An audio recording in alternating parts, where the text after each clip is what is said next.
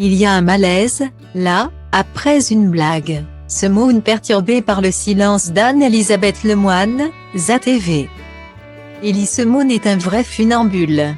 De lui, le grand public connaissait l'humoriste et ses sketchs potaches avec Dieudonné ou Franck Dubosc.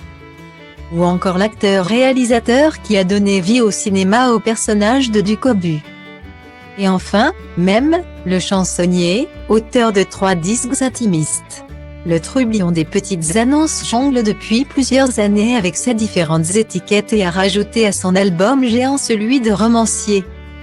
Il sort en effet son dernier livre Compter jusqu'à toi, dans lequel il relate les aléas d'une belle histoire d'amour.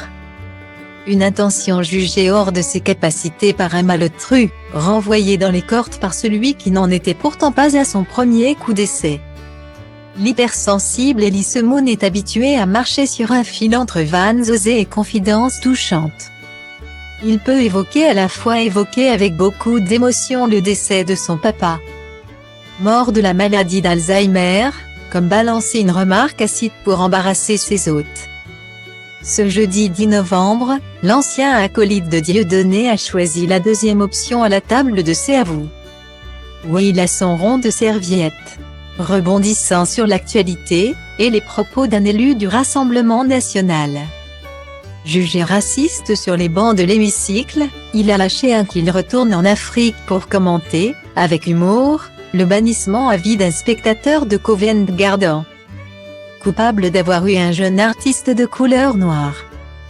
Une vanne qui s'est retournée contre son auteur lorsqu'Anne-Elisabeth Lemoine et son équipe ont joué les vierges effarouchées en se murant dans un silence pesant. De quoi décontenancer Elie Semoun, soudainement embarrassé par la situation. Il y a un malaise là. Non, s'est-il inquiété, avant que l'animatrice ne lui révèle la supercherie. Lui, qui aime tant les fleurs, n'a apprécié qu'à moitié d'être l'arroseur arrosé.